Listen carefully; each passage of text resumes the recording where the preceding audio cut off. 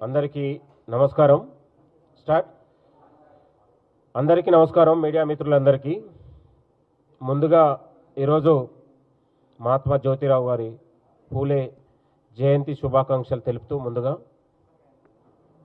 ఈ మధ్యకాలంలో మాజీ మంత్రి హరీష్ రావు గారు తన యొక్క పబ్లిసిటీ కోసం, పార్టీల ఆధిపత్యం కోసం బోగస్ మాటలు, చిల్లర మాటలు మాట్లాడితే కాంగ్రెస్ పార్టీ కార్యకర్తలుగా ఊరుకోమని కూడా హెచ్చరిస్తున్నాం. నిండు అసెంబ్లీలోనే ముఖ్యమంత్రి రేవంత్ రెడ్డి గారు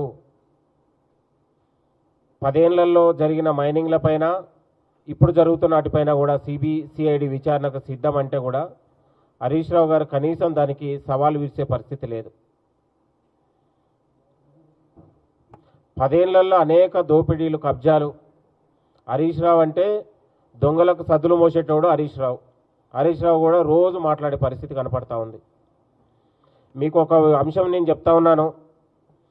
2018లో కార్పొరేట్ కళాశాల దగ్గర కుమ్మక్కై తెలంగాణ బిడ్డల్ని 4500 మంది అధ్యాపకులను తీసేయడానికి కుట్రదారుడు హరీష్ రావు గారు. హరీష్ రావు కూడా రోజు తెలంగాణ వనరుల గురించి మాట్లాడితే చాలా సిగ్గనిపిస్తూ ఉంది. ఇంకొక విషయం నేను అనేది, ఇవాళ తెలంగాణలో ప్రతి అంశం పైన ముఖ్యమంత్రి గారు అసెంబ్లీలో మాట్లాడుతూనే ఉన్నారు. అసెంబ్లీలో పిల్లిలాగా మాట్లాడతారు, అసెంబ్లీ అయిపోయిన తర్వాత పులిలాగా వ్యవహరిస్తారు. హరీష్ రావు మొదటి నుంచి కూడా మేకవన్య పులిలాగా మేకపోతు గాంభీర్యం ప్రదర్శిస్తూ ఇవాళ తన పబ్లిసిటీ కోసం చేస్తున్నటువంటి ఎత్తుగడగా మేము భావిస్తూ ఉన్నాం. ఇవాళ ప్రజాపాలన పైన, ప్రజాప్రభుత్వం పైన హరీష్ రావుకు ముమ్మాటికి కడుపు కుట్రతోనే, కడుపు నిండా విషయంతోనే ప్రతిరోజు విమర్శలు చేసే ప్రయత్నం కనపడతా ఉంది. ఇవాళ ఒక జవాబుదారీ పాలనగా ప్రజాపాలన నడుస్తూ ఉంది.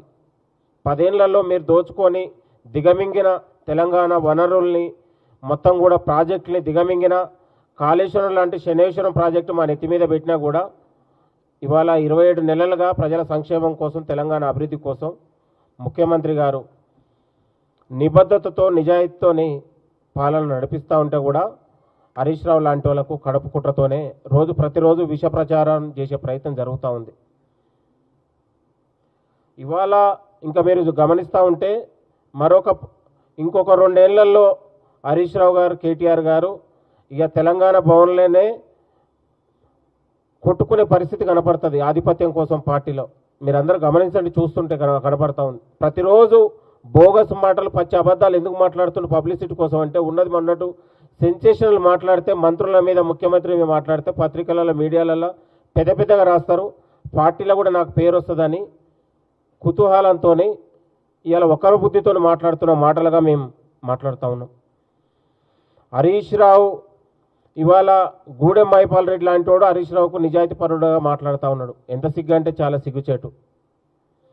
ప్రజాపాలన మరొక 2029లో రేవంత్ రెడ్డి గారి నాయకత్వంలో, మహేష్ గౌడ్ గారి సారథ్యంలో, పిసిసి చీఫ్ మహేష్ గౌడ్ గారి సారథ్యంలో 100కు 100 సీట్లు గెలిచి మళ్ళా తిరిగి అధికారంలో రాబోతా ఉంది. దీంట్లో సంకేతం ఏం లేదు, సందేహం ఏం లేదు. బరాబర్ మళ్ళీ వచ్చే ఎన్నికల్లో కాంగ్రెస్ పార్టీ అధికారంలోకి రావడం అనేది పక్కా. ఇవాళ బీఆర్ఎస్ పార్టీ ఎన్ని పగటి కళలు కన్నా కూడా అది భ్రమలాగా మిగిలిపోతుందనే విషయాన్ని మరొకసారి గమనించండి. ఇంకొక నిన్నగాక మొన్న ఒక పెద్ద ఆయన, 75 ఏళ్ళ వయసు ఉన్నటువంటి పెద్ద ఆయన పార్టీలో, బీఆర్ఎస్ పార్టీలో చేరుతున్నాడు. తెలంగాణ ప్రజలందరూ నవ్వుకుంటున్నారు. 14 ఏళ్ళు బీఫామ్ ఇచ్చారు. ఇక నాలాంటి వాడైతే గాంధీ భవన్లో తల నరుక్కునేవాడిని, అంత గొప్ప అవకాశాలు ఇస్తే. 10 ఏళ్లలో మేము పార్టీ కోసం జైళ్ళు, అరెస్టులు, నిర్బంధాలు, ఎన్నో రకాల తీవ్ర ఇబ్బందులు ఎదుర్కొన్న నేటికి ఇవాళ మాకు అధికార పదవులు లేకపోయినా కూడా నిత్యం మేము పార్టీ కోసం పనిచేస్తాం. ఎక్కడ కూడా నిరాశను ఎక్కడ కూడా నాయకుల దగ్గర చూపించలే. 14 ఏళ్ళు 14 సార్లు బీఫామ్లు ఇచ్చినా కూడా ఇంకా అతనికి అధికారం మీద వ్యామోహం తగ్గలేదు. దొంగలకు సదులు మోసినట్లాగా ఆయనే దొంగలు మాట్లాడి భూ తెలంగాణ దోచుకున్నటువంటి వాళ్లకు ఇవాళ ఈయనే ఊతం ఇచ్చిండు. ఎంత సిగ్గుచేటండి. పొన్నాల లక్ష్మయ్యకు పట్టిన గతే జీవన్ రెడ్డికి పడుతుంది, దాంట్లో సందేహం ఏం లేదు. సిగ్గుండాలి. ఇంత వయసులో కూడా పార్టీని వీడడం అంటే, దొంగల చేరడం అంటేనే ఇవాళ తన ఆత్మగౌరవాన్ని తాకట్టు పెట్టినట్టు. చాలా అత్యంత దురదృష్టకరం. కాంగ్రెస్ పార్టీ కండువ నాయకుల జీవన్ రెడ్డి గారి మీద ఉన్న రోజులే గౌరవం. ఆ కండువ తీసేసిన తర్వాత ఏం గౌరవం ఉంటుందండి? ఇంత గొప్ప అవకాశాలు ఇచ్చింది. ఆయన ఎప్పుడు ఖాళీగా లేడు. ఎమ్మెల్సీ అయిపోయిన తర్వాత మళ్ళీ ఎమ్మెల్యే అయిపోయిన తర్వాత ఎంపీగా పోటీ చేసే అవకాశం, అసలు వరుసగా అవకాశాలు 20 ఏళ్ళ నుంచి 75 ఏళ్ళ వరకు అవకాశాలు ఇచ్చింది. అంత గొప్ప కంటే పార్టీ ఇంకా అంత గొప్ప కంటే ఇంక ఎన్ని అవకాశాలు ఇస్తుందండి? నిరాశ ఎంతోమంది. మన పక్కనే కుమార్రావు గారు ఉంటారు, వైస్ ప్రెసిడెంట్, 40 ఏళ్ళ నుంచి పనిచేస్తుండు. ఆయనకి ఎప్పుడు ఎమ్మెల్సీ కాలే, కార్పొరేషన్ చైర్మన్ కూడా కాలే. ఆయన రోజు గవర్నమెంట్ డ్యూటీ లాగా 10 గంటలకు వచ్చి 6 గంటల వరకు ఉంటాడు. మరి అలాంటి వాళ్ళ పరిస్థితి ఏంది? కార్యకర్తలాగా మిగిలిపోతారు. అలాంటి వాళ్ళు ఏమన్నా నిరాశకు నిస్పృహలకు చెందుతురా? పార్టీ మీద ప్రేమ గౌరవంతో ఇంకా అనేక మంది, లక్షలాది మంది కార్యకర్తలాగానే మిగిలిపోతూ ఉన్నారు. కాబట్టి ప్రజలందరూ కూడా గమనిస్తూ ఉన్నారు. ఇక కేసీఆర్ ఆయంలో అనేక ఉద్యమకారుల్ని, పెద్ద నాయకుల్ని ఏ రకంగా గౌరవించిండో ఈయనకు కూడా గదే గౌరవం ఉంటుంది. 4 రోజులు ఏమంటారు, అత్త మీద కోడలు అలిగిపోయినట్లాగా మళ్ళీ చివరికి వాళ్ళే ఆత్మపరిశీలన చేసుకునే పరిస్థితి కనపడతా ఉంటుంది. ఏది ఏమైనా 2018లో వాళ్ళందరూ పగటి కళ్ళగా అంటూ ఉన్నారు, వచ్చేది మేమే. వచ్చేది ఏ అడికి లేదు, అయిపోయింది మీ దుకాణం. 2029లో మళ్ళీ తిరిగి కాంగ్రెస్ పార్టీ అధికారంలో రాబోతా ఉంది. దాంట్లో సంకేతం లేదు. లక్షలాది మంది యువకులు, ఇవాళ 30 ఏళ్ళ 40 ఏళ్ళ ఉన్నటువంటి యువత ఇవాళ పార్టీ కోసం పనిచేసే యువత ఉంది. వాళ్ళు కాంగ్రెస్ పార్టీ భుజాన మోసుకొని మళ్ళీ తిరిగి అధికారంలో తీసుకొచ్చే బాధ్యతను మేము తీసుకుంటాం. ఇది కాంగ్రెస్ పార్టీ అధికారం ఉన్న రోజులు తెలంగాణకు సురక్షితంగా, తెలంగాణ రాష్ట్రం సురక్షితంగా ఉంటుంది. మళ్ళీ దొంగల చేతికి ఇస్తే తెలంగాణ ఆగమైపోద్ది అనేది ప్రజలందరూ కూడా గమనించారు. కాబట్టి తెలంగాణ కాంగ్రెస్ చేతులు ఉంటేనే అది గౌరవంగా ఉంటుంది అనే విషయాన్ని మరొకసారి గుర్తు చేస్తూ ఉన్నాం. బీఆర్ఎస్ పార్టీకి అధికారం అనేది పగటి కలనే, మర్చిపోకండి. వాళ్ళ ఆధిపత్యం స్టార్ట్ అయింది. ఇంకా 4 రోజులు పోతే కేటీఆర్, హరీష్ రావు అనేది వాళ్ళే ఇవాళ తన్నుకొని గుద్దుకునే పరిస్థితి కనబడుతుంది. ప్రజలందరూ కూడా గమనిస్తూ ఉన్నారు.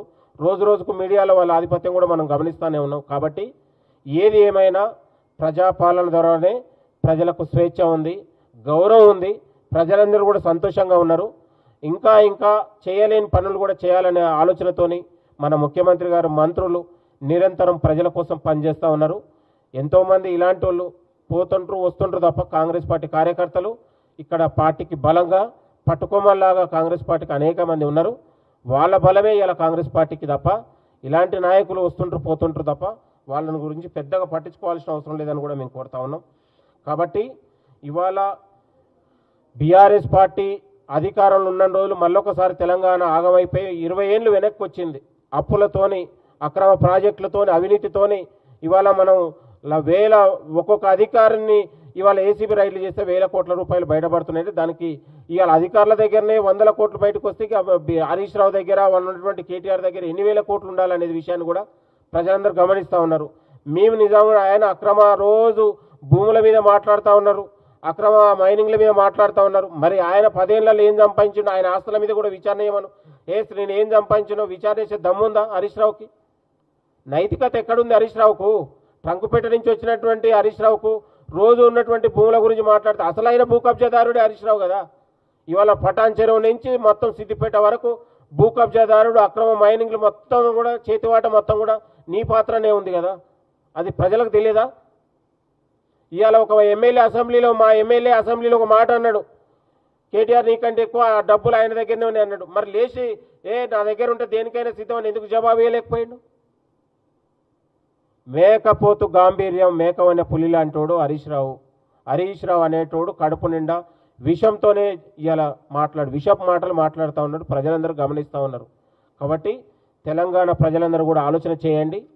ఇవాళ మళ్ళీ ఒకసారి కాంగ్రెస్ పార్టీ 5 ఏళ్లలో అధికారం రాబోతూ ఉంది. జవాబుదారీ పాలనగా ముఖ్యమంత్రి గారు వ్యవహరిస్తూ ఉన్నారు. భూములపైన దేనిపైన కూడా విచారణకు సిద్ధం. ఆయన దగ్గర ఏమన్నా కాగితాలు, కలం ఉంటే అధికారులు ఉన్నారు, పోలీస్ యంత్రాంగం ఉంది. ఎక్కడైనా కూడా